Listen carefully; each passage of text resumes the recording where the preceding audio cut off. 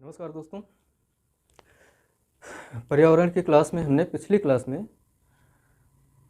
पारिस्थितिकी पे आपसे बात किए थे और पारिस्थितिकी अर्थ एवं परिभाषा और साथ में हम उसके संगठन के स्तर पे आपसे बात कर लिए थे। और आज हम जो बात करेंगे बायोम पे चर्चा करनी है। आज बायोम या जीवोम, ठीक है। बायोम होता क्या है और कितने प्रकार का है, पूरी पृथ्वी पे कितने तरह के बायोम पाए जाते हैं, उनकी क्या विशेषताएं हैं, आज हम इस क्लास में देखेंगे, ठीक है। तो बायोम के अगर अर्थ की बात की जाए तो बायोम पौधों एवं प्राणियों का एक समुदाय जो एक बड़े भौगोलिक क्षेत्र में पाया जाता है। सामान्य अर्थों में इतना ध्यान रखिएगा, पौधों एवं प्राणियों का समुदाय जो एक बड़े भौगोलिक क्षेत्र में पाया जाता है।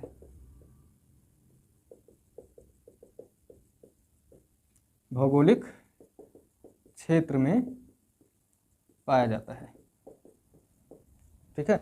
आप इन शब्दों से परिचित हैं, जैसे कि समुदाय। समुदाय क्या होती है? बहुत सारी जनसंख्या का समूह जो मिल करके क्या करते हैं? समुदाय का निर्माण करते हैं। तो बायोम के अंतर्गत स्थलीय भाग के उन सभी पादप और प्राणी, पादप मतलब वनस्पतियों की बात हो रही है, प्राणी अर्थात जीव जंतु के जो समुदाय हैं उनको सम्मिलित किया जाता है बायोम के तहत, ठीक है। तो स्थलीय भाग के, यहाँ स्थल भाग स्पेशली आप ध्यान में रखिएगा, क्योंकि एग्जाम में जब प्रश्न बनते हैं तो यही कन्फ्यूजन होता है कि बायोम के लिए जरूरी है कि वो सिर्फ और सिर्फ स्थलीय भाग के जीव जंतु और प्राणियों को सम्मिलित करता है, ठीक है। तो स्थलीय भाग के समस्त जीव जंतु और पादप प्रजातियों के या समुदायों को मिला करके जो क्षेत्र बनता है वो एक बायोम होता है, ठीक है। अब ये जो जीव जंतु हैं, अब बायोम एक बायोम होता है अर्थात कोई दूसरा बायोम भी होगा, तो फिर ये दोनों बायोम अलग कैसे होते हैं? तो जिस क्षेत्र की हम बात कर रहे हैं, किसी क्षेत्र विशेष में, ये जो क्षेत्र विशेष का लिखा हुआ है इसका जो अर्थ होता है वो यही होता है कि जो इतना बड़ा कोई क्षेत्र है, यहाँ पे जितने भी जीव जंतु वनस्पतियाँ पाए जाते हैं वो सब किसी न किसी एक सामान्य विशेषता के साथ एक दूसरे से जुड़े हैं और उस भौतिक पर्यावरण के साथ में संबंधित हैं। लेकिन दूसरा बायोम जो यहाँ पर है, इस बायोम से ये अलग हैं। क्यों? क्योंकि हो सकता है कि इस बायोम, इस क्षेत्र की जलवायु आर्द्र जलवायु हो और इस क्षेत्र की जलवायु शुष्क हो। अगर जलवायु यहाँ की शुष्क है, यहाँ की आर्द्र है, तो यहाँ पे पाई जाने वाली वनस्पतियाँ अलग होंगी। और मैंने क्या कहा कि किसी क्षेत्र विशेष में स्थलीय भाग के जितने भी जीव जंतु और प्राणी हैं और वनस्पतियाँ हैं जो किसी खास विशेषता के साथ एक दूसरे से जुड़ी हुई हैं, उनका पूरा का पूरा एक क्षेत्र बायोम कहलाएगा। तो अगर ये जलवायु के आधार पे बायोम अलग हो सकता है कि यहाँ पे जो जीव पाए जाते हैं वो अलग प्रकार के रहते हों और उनकी कुछ विशेषताएं अलग हों जो कि इस क्षेत्र के जीवों की विशेषताओं से मिलती जुलती ना हो। तो इस क्षेत्र में जो जीव जंतु हैं वो अपनी विशेषताओं के आधार पे भी अलग हो गए। ये जो अलग थलग दिखाई दे रहे हैं आपको, पृथ्वी पर बहुत सारे बायोम हैं जो अपनी कुछ विशेषताओं के आधार पे डिफरेंट स्थान रखते हैं। एक चीज़ और ध्यान में रखिएगा कि दो बायोम के बीच में कोई स्पष्ट रेखा नहीं होती है। जैसे मैंने आपको ये दिखाया, तो यहाँ पे कोई रेखा नहीं खींची हुई है इन दोनों बायोम के अलग होने का, बल्कि होता क्या है कि ये ऐसा क्षेत्र होता है, एक संक्रमण क्षेत्र होता है जहाँ पर इस बायोम के भी कुछ विशेषताएं मिलती हैं और इस वाले बायोम की भी कुछ विशेषताएं यहाँ पर मिलती हैं। कुछ विशेषताओं के मिलने का मतलब हो गया कि या तो जलवायु है, तापमान है, मृदा है, वनस्पतियाँ हैं, जीव जंतु हैं, ये सब क्या है, इस बायोम के यहाँ पे कुछ मिलेंगे और इस बायोम के भी यहाँ पे कुछ जीव जंतु और वनस्पतियाँ मिलेंगे। यानी दोनों बायोम की विशेषताएं इस क्षेत्र में होंगी। ये पूरा का पूरा क्षेत्र क्या कहलाएगा? संक्रमण क्षेत्र कहलाता है, ठीक है। इसी क्षेत्र को इकोटोन भी बोलते हैं। इकोटोन से हम अलग एक पूरा का पूरा सेपरेट चैप्टर भी पढ़ेंगे, लेकिन ये जो संक्रमण क्षेत्र होता है जहाँ पर दोनों बायोम की विशेषताएं मिलती हैं, उस क्षेत्र को इकोटोन या संक्रमण क्षेत्र कहते हैं। इसी से ये दोनों अलग होते हैं। अब यहाँ मान लीजिए ये मरुस्थल है पूरा, मरुस्थली बायोम से आप इंटर किए, अब धीरे धीरे मरुस्थल कम होता जाएगा और ये मान लीजिए कि क्या है, वर्षा वन वाला क्षेत्र है। तो यहाँ मरुस्थल धीरे धीरे कम होता जाएगा, वर्षा वन धीरे धीरे बढ़ता जाएगा, और अचानक फिर एक थोड़े समय के बाद में आप देखेंगे कि आप जंगलों के बीच में पहुंच गए हैं। तो एक बायोम से दूसरे बायोम के बीच में कुछ संक्रमण क्षेत्र होते हैं जहाँ पे दोनों बायोम की विशेषताएं मिलती हैं, वही क्षेत्र होता है इकोटोन। यहाँ पे दोनों प्रकार के जीव जंतु पाए जाएंगे, ठीक है। इन्हें आप कह सकते हैं कि यहाँ डाइवर्सिटी जो होगी वो बहुत होगी। तो अगर हम बात करें इनके प्रकारों की, बायोम के प्रकार, तो एक क्षेत्र जो जैविक भौगोलिक रूप से अपनी कुछ विशेषताओं के साथ अलग है वो होता है ध्रुवीय बायोम। ध्रुवीय बायोम, इसका अर्थ हो गया कि ध्रुवीय क्षेत्र की बात की जा रही है यहाँ पे।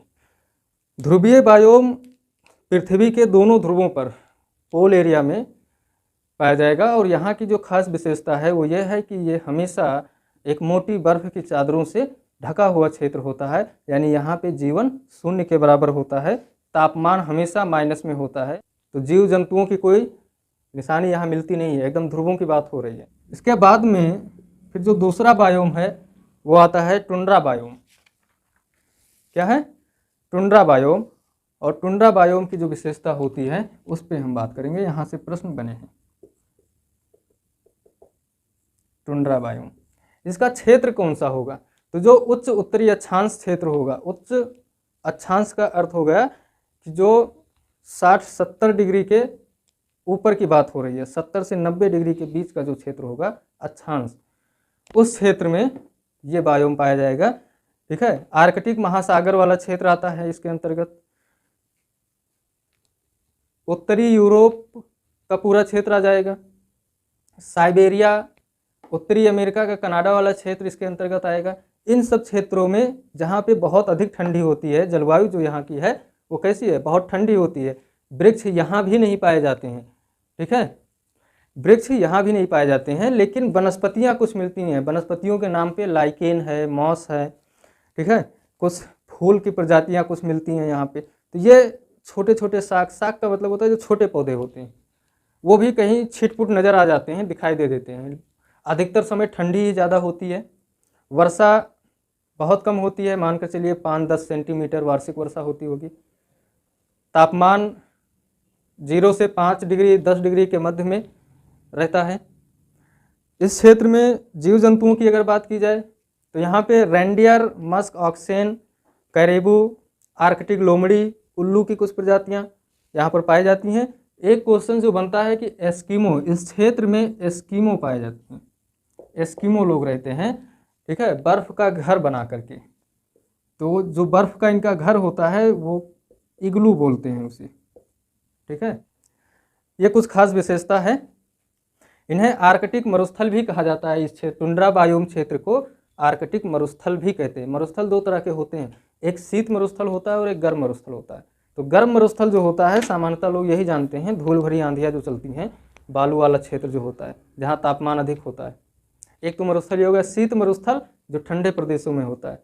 मरुस्थल की जो परिभाषा है, जो मानक है, पैमाना है, वो सिर्फ एक है कि जिन क्षेत्रों में 25 सेंटीमीटर से कम वर्षा होती है वो क्षेत्र मरुस्थल कहलाते हैं, ठीक है। अब ये क्षेत्र जहाँ भी हो, जहाँ वर्षा 25 सेंटीमीटर से कम हो, उस क्षेत्र को आप बिना कुछ सोचे समझे मरुस्थल मान सकते हैं। मरुस्थल की यही परिभाषा है। इसके बाद में फिर आता है taiga biome.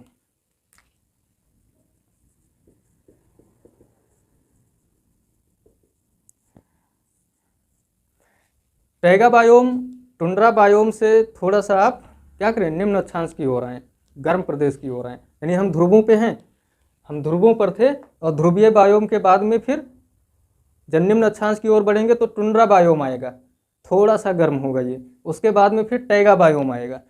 Taiga biome tundra biome के दक्षिण में होगा। दक्षिण का अर्थ ये हो गया कि अगर ये पृथ्वी है, आप ऐसे समझ लीजिए, ठीक है, ये पृथ्वी है, यहाँ पे ये 90 डिग्री है, ये 0 डिग्री है, और ये भी 90 डिग्री, ये दोनों ध्रुव है।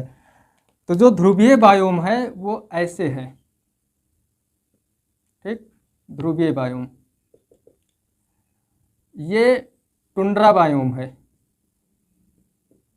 ठीक, और इसी के दक्षिण में थोड़ा सा टैगा बायोम। टैगा बायोम पाया जाता है। टैगा बायोम की क्या विशेषता होती है? अब इस क्षेत्र में उत्तरी अमेरिका में देखेंगे आप तो उत्तरी अमेरिका में कनाडा पूरा आ जाता है इस क्षेत्र में, थोड़ा सा कनाडा का जो दक्षिणी वाला हिस्सा है। यूरोप में नॉर्वे, स्वीडन, ये सारे कंट्रीज आ जाते हैं।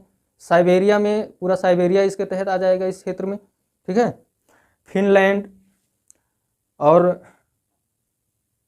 थोड़ा सा इधर आप आएंगे साइबेरिया के दक्षिण तक, ये लगभग रूस के मध्य भाग तक ये क्षेत्र पाया जाता है। जलवायु यहाँ की कैसी होगी? ठंडी और नम जलवायु होती है। यहाँ पे वनस्पतियाँ कौन सी पाई जाती हैं? आर्किड प्रजाति की लगभग सभी वनस्पतियाँ यहाँ पे आपको मिल जाती हैं। स्प्रूस है, पाइन ट्री है, फर्न है। पादपों की सघनता के कारण इन सब यहाँ पे इस क्षेत्र को सदाबहार वन भी कह सकते हैं। पादप यहाँ पे यानी जो वनस्पतियाँ हैं उनकी सघनता होती है, क्योंकि तापमान वगैरह जलवायु भी यहाँ ठीक ठाक मिलना शुरू हो जाती है, ठीक है। प्राणियों की अगर बात की जाए, जीव जंतुओं की, तो कैरेबू, भूरे भालू, मार्टिन या क्रॉसबिल है, ठीक है। तो एक कीट की प्रजातियां बहुत ज़्यादा मिलती हैं।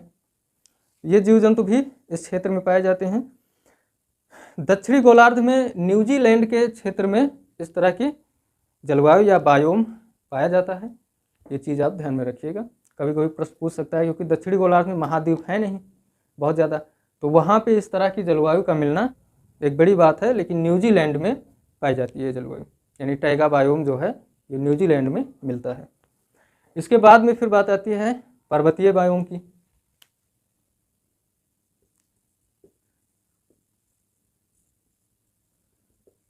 पर्वतीय बायोम, पर्वतीय बायोम में सभी तरह के बायोम की विशेषताएं मिलती हैं। क्यों? क्योंकि नीचे से ऊपर जाने पर तापमान में कमी आती है। वही कोई ऊंचा पर्वत है तो जब आप नीचे से ऊपर की चढ़ाई करते हैं तो तापमान में कमी आती है। यही वजह है कि हिमालय पे भी आपको ग्लेशियर मिलते हैं। क्यों? क्योंकि तापमान कम हो जाता है ऊपर जाने पे। ऊंचाई बढ़ने से तापमान में गिरावट आती है। ये आपको जलवायु विज्ञान में पढ़ाया जाएगा और भी बहुत अच्छे तरीके से इसको बताया जाएगा। तो जब पर्वतों पर मान लीजिए ऐसे कोई पहाड़ है, पर्वत है, तो जब इसकी ऊंचाई पे आप बढ़ेंगे तो तापमान में गिरावट आएगी। और यहाँ पृथ्वी पे क्या स्थिति है? पृथ्वी पे जब निम्न अक्षांश से उच्च अक्षांश की ओर जाते हैं तब तापमान में गिरावट आती है। तो इसका अर्थ ये होगा कि पूरी पृथ्वी पर जितनी प्रकार की वनस्पतियाँ या जितने प्रकार के बायोम होंगे वो सारे प्रकार के बायोम यहाँ भी मिलेंगे। जैसे सबसे निम्न क्षेत्र में जब आप होते हैं तो यहाँ पे उष्णकटिबंधीय बायोम मिलते हैं, ठीक है, उष्णकटिबंधीय। इससे थोड़ा सा आप ऊपर जाते हैं तो पर्णपाती बायोम मिलते हैं। थोड़ा सा और ऊपर जाते हैं आप तो शंकुधारी बायोम मिलते हैं। शंकुधारी बायोम वन का मतलब हो गया कि जो जहाँ पे बर्फबारी होती है अक्सर वहाँ पे इस तरह के वृक्ष पाए जाते हैं। वृक्षों की जो संरचना होती है वो ऐसे होती है, ठीक है। ये थोड़ा सा नुकीले टाइप के वृक्ष होते हैं। इसके पीछे कारण क्या है कि यहाँ पे बर्फबारी होती है। अगर ये नुकीले टाइप के नहीं होंगे, अब यहाँ पे बर्फ गिरा, बर्फ सरक जाता है ऐसे किनारे, ये वृक्ष बचे रहते हैं। अगर ये बरगद के पेड़ की तरह अपना पूरा फैला दें हाथ पैर, तो जब बर्फबारी होगी तो उस बर्फ की वजन से इनकी शाखाएं टूट जाएंगी। तो वृक्ष बड़े चालाक हैं, अपने बचाव के रास्ते ढूंढ लिए हैं, एडॉप्टेड हैं, अनुकूलित हैं वहाँ के लिए। तो यहाँ पे शंकुधारी मिलेंगे, क्योंकि अब थोड़ा सा ऊपर आप चढ़ रहे हैं ना, अब यहाँ पे बर्फबारी शुरू हो जाएगी पर्वतों पे। थोड़ा सा और ऊपर जाएंगे तो जो शिखर वाला क्षेत्र होता है यहाँ पे बर्फ की मोटी चादर पड़ी होती है, तो बर्फ से आच्छादित क्षेत्र होता है। इसी क्षेत्र को, अब जो बर्फ से आच्छादित क्षेत्र है जहाँ पर कोई वृक्ष नहीं पाया जाता है, इनको क्या बोलते हैं? एल्पाइन क्षेत्र बोलते हैं। ये प्रश्न आया हुआ है, एल्पाइन क्षेत्र, ठीक है, जो बर्फ आच्छादित क्षेत्र होते हैं। तो ये पर्वतीय बायोम होता है। यहाँ पे हर तरह के बायोम की विशेषताएं मिलती हैं। इसके बाद में बात आती है उष्णकटिबंधीय वर्षावन की। उष्णकटिबंधीय वर्षावन बायोम। उष्णकटिबंधीय क्षेत्र कहाँ होगा?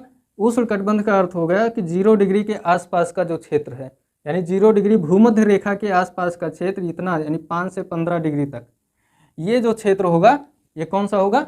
उष्णकटिबंधीय वर्षावन वाला क्षेत्र होगा। यहाँ पे ठीक ठाक तापमान होता है, खूब वर्षा होती है, पूरे वर्ष 200 सेंटीमीटर से 250 सेंटीमीटर से अधिक वर्षा यहाँ पे होती है। तो यहाँ पर जो वनस्पतियाँ होती हैं उनमें स्तरीकरण पाया जाता है। ठीक है, क्या पाया जाता है? स्तरीकरण। स्तरीकरण का अर्थ ये हो गया कि एक वनस्पति इतना है, फिर इतनी बड़ी, फिर इतनी छोटी, फिर इतनी छोटी, इन्हीं के बीच में यानी इस साइज की वनस्पतियाँ, एक स्तर तो इनका हो गया, फिर इस साइज की वनस्पतियाँ, एक स्तर इनका हो गया, फिर इस साइज की, मतलब ये आप देखेंगे तो अलग अलग ऊंचाई के अनुसार आप बांटेंगे तो अलग अलग ऊंचाई पे आपको पूरा एक लेवल मिलेगा वनस्पतियों का, कि आप देखेंगे कि यहाँ पे 50-50 मीटर तक लंबे वृक्ष होते हैं, 40 मीटर के भी वृक्ष मिलेंगे और वो ठीक ठाक मात्रा में मिलेंगे, इक्का दुक्का नहीं, लगातार मिलेंगे। यहाँ इस क्षेत्र में सूर्य का प्रकाश जमीन तक नहीं पहुँच पाता है, इतनी सघन वनस्पतियाँ होती हैं और पेड़ पौधे होते हैं, तो बहुत ही रिच होता है। पर्यावरण में जो एक सवाल बनता है कि सर्वाधिक जैव विविधता वाला क्षेत्र कौन सा होता है? उष्णकटिबंधीय सदाबहार वन, अमेजन वन इसी में आता है, जहाँ पे सबसे खतरनाक जीव जंतु पाए जाते हैं, एनाकोंडा जैसे भी। तो जीव जंतुओं से भी समृद्ध क्षेत्र होता है और वनस्पतियों से भी समृद्ध क्षेत्र होता है, कौन सा? उष्णकटिबंधीय वर्षा वन वाला क्षेत्र। ठीक है, इन सब पे अलग बातें होंगी, और क्योंकि पारिस्थितिकी तंत्र एक बहुत ही महत्वपूर्ण चैप्टर आपको पढ़ना है, और हम वहाँ पे जैसे आज वन बायोम पढ़ रहे हैं वैसे वन पारिस्थितिकी पढ़ना होगा हमें। तो जब हम पारिस्थितिकी तंत्र के प्रकार पढ़ेंगे तो वहाँ पे आपको बाकायदा लिखवा देंगे कि कितने प्रकार के वृक्ष पाए जाते हैं, कौन से जीव जंतु होते हैं, उनका नाम। ठीक है, फिर बात आती है पर्णपाती वन की। क्या? पर्णपाती वन बायोम। पर्णपाती का अर्थ ये होता है कि किसी खास मौसम में ये जो वन होंगे ये अपनी पत्तियां गिरा देते होंगे, यानी कि ये विशेषता, और इसी विशेषता के आधार पे ये पूरा का पूरा अपना एक अलग क्षेत्र रखते हैं। ये वाला क्षेत्र क्या है? पर्णपाती, यानी ये मध्य अक्षांश का जो क्षेत्र है आप मान सकते हैं कि पर्णपाती, यानी उष्णकटिबंधीय सदाबहार वन जो हैं उनसे ऊपर और टैगा बायोम के मध्य में जो बायोम है उसको पर्णपाती बायोम बोलते हैं। क्यों? क्योंकि इनकी जो विशेषता है वो पत्तियों को गिरा देते हैं, इसी विशेषता के आधार पे ये अलग होते हैं अन्य वनों से। ठीक है, इस क्षेत्र में ओक है, मैपल्स है, चीड़ के वृक्ष हैं, देवदार, चेस्टनट, ये सब वृक्षों की प्रजातियां काफ़ी बहुमूल्य होते हैं और मजबूत लकड़ियों वाले, कठोर लकड़ियों वाले ये वृक्ष यहाँ पे होते हैं। जीव जंतुओं की बात किया जाए तो भेड़िए हैं, हिरण है, भालू हैं, रेप्टाइल्स की बहुत सारी प्रजातियाँ पाई जाती हैं। पर्णपाती वन बायोम के बाद में मरुस्थली बायोम है। क्या है? मरुस्थली बायोम। मरुस्थली बायोम मध्य अक्षांश में आपको जब क्लाइमेटोलॉजी या फिर ओशनोग्राफी जब आप पढ़ेंगे तो बताया जाएगा आपको कि जो मध्य अक्षांश का क्षेत्र है वो पूरे पृथ्वी पर दोनों गोलार्धों में 30 से 35 डिग्री अक्षांश के मध्य में ये वाला जो क्षेत्र है, इस क्षेत्र में ही मरुस्थल पाए जाते हैं। जितने भी मरुस्थल, देखिए यहाँ पे पर्णपाती वन पाए जाते हैं, उनका अपना बायोम है वो ठीक है, लेकिन इस क्षेत्र में जो मरुस्थल होंगे उन मरुस्थलों का अपना अलग एक बायोम होगा। ठीक है, और ये मध्य अक्षांश क्षेत्रों में महाद्वीपों के पश्चिमी क्षेत्र में मुख्यतः ये बायोम पाए जाते हैं हर महाद्वीप में। ठीक है, इनकी क्या विशेषता होती है? पादप समुदाय यानी वनस्पतियां बहुत कम होती हैं मरुस्थलीय क्षेत्रों में। जो वनस्पतियां होती हैं वो छोटी होती हैं और कटीली होती हैं। जैसे कांटे वाली वनस्पतियां होती हैं, इनमें पत्ते नहीं होते बल्कि पत्ते कांटों का रूप ले लेते हैं। कारण क्या होता है? जल को बचाना होता है। वर्षा नहीं होती है, 25 सेंटीमीटर से कम वर्षा होती है। उच्च तापमान होता है, वाष्पीकरण अधिक होता है, इस क्षेत्र की ये विशेषता है। धूल भरी आंधियाँ भी चलती हैं। तो यहाँ पे जो जीव जंतु होंगे वो मरुस्थल में या धूल भरी आंधियों में सूखे वाली स्थिति में जीवित रहने के लिए अनुकूलित होंगे। जैसे ऊंट है, कंगारू है, मरुस्थली चूहा है, ये सब। वाइपर एक सांप की प्रजाति है, बहुत खतरनाक प्रजाति है और शिकारी प्रजाति कह सकते हैं आप। इसके शिकार करने का जो ढंग होता है वो बहुत यूनिक होता है, इसी क्षेत्र में पाया जाता है। ठीक है, छिपकली है, कीड़े की बहुत सारी प्रजातियां पाई जाती हैं यहाँ। जैसे टिड्डे हैं, टिड्डा, अभी कुछ दिन पहले आपने सुना होगा कि राजस्थान, गुजरात इस क्षेत्र में टिड्डों का आक्रमण हो गया है और वो आक्रमण हमारे अपने यहाँ तक भी पहुँच गया था। वो वृक्ष यहाँ पे अधिक होते हैं जिनकी जड़ें सीधे नीचे तक जाती हैं, क्योंकि उन्हें पानी की तलाश में काफ़ी गहराई तक जाना होता है। वर्षा बहुत कम होती है जिस कारण से पानी की तलाश जो होती है वो ज़मीन के अंदर से इनकी पूरी होती है। मरुस्थल के बारे में हम अलग से थोड़ा सा ज़्यादा इसको पढ़ना होगा, जब हम एडाप्टेशन पढ़ेंगे तब इसकी चर्चा हम और करेंगे कि इस क्षेत्र में जो जीव जंतु हैं वो कैसे जीवित रहते हैं जब ऐसी विपरीत परिस्थिति है वहाँ पे। तो कैसे जीवित रहते हैं इस पे हम बात अगली क्लासेस में करेंगे, एडाप्टेशन में, जब अनुकूलन वाला चैप्टर हम लोग पढ़ेंगे तो, ठीक है। इसके बाद आता है घास बायोम या ग्रासलैंड बायोम। इस क्षेत्र में घास पाई जाती है, बहुत बड़े वृक्षों की संख्या बहुत कम होती है, इक्का दुक्का दिखते हैं। तो घासों की अधिकता होने के कारण इनका अपना एक अलग बायोम बनता है, और इन घासों में रहने वाले बहुत सारे जीव जंतु और कीड़े मकोड़े होते हैं जो अपनी अलग विशिष्टता के कारण बाकी बायोम से डिफरेंट होते हैं। अलग अलग महाद्वीपों के मध्य भाग में खास करके मैदानी भाग में घास बायोम होता है, आपने पढ़ा भी होगा ज्योग्राफी में, ठीक है। यहाँ पे वर्षा 25 से 75 या 80 सेंटीमीटर तक वार्षिक वर्षा होती है। शीत ऋतु में ठंडी और ग्रीष्म ऋतु में गर्मी होती है। एक सामान्य जलवायु रहती है, मैदानी क्षेत्र में है तो सामान्य जलवायु लगभग यहाँ पे रहती है, बहुत विपरीत नहीं होती। यहाँ पे ज़्यादातर छोटे शाक यानी पौधे होते हैं, कुछ बड़े पेड़ होते हैं जो कहीं कहीं दिखाई देते हैं, वो भी खासकर जल स्रोतों के आसपास इस तरह के वृक्ष नज़र आते हैं। आमतौर पे ये कृषि योग्य ज़मीनें होती हैं, ठीक है। शेर, जेब्रा, हाथी, इस तरह के जीव जंतु यहाँ पे मिलते हैं। रेप्टाइल्स की बहुत सारी प्रजातियाँ पाई जाती हैं, जैसे छिपकली है, कीट पतंगे, चूँकि घास है और घासों में आप देखेंगे कीड़े बहुत होते हैं उड़ने वाले, तो कीटों की सर्वाधिक प्रजातियाँ इसी बायोम में पाई जाती है। कुछ बायोम, घास बायोम का मैं नाम यहाँ लिख दे रहा हूँ, आप याद रखिएगा, एग्जाम में अक्सर क्वेश्चन पूछ लेता है। जैसे उत्तरी अमेरिका में प्रेयरी मैदान है, उत्तरी अमेरिका प्रेयरी घास मैदान, ठीक है। पूर्वी अफ्रीका में सवाना। ऐसे यूरोप में या पूरे यूरेशिया वाला जो क्षेत्र है, साइबेरिया क्षेत्र है, यूरोप और एशिया का जो मध्य से उत्तर की ओर जाने पर स्टेपीज मिलता है। देखिएगा, यूरेशिया स्टेपीज घास का मैदान। ऐसे न्यूजीलैंड में कैंटरबरी का मैदान है, न्यूजीलैंड में कैंटरबरी का मैदान। दक्षिणी अमेरिका में पंपास, ऑस्ट्रेलिया में डाउन्स, पंपास,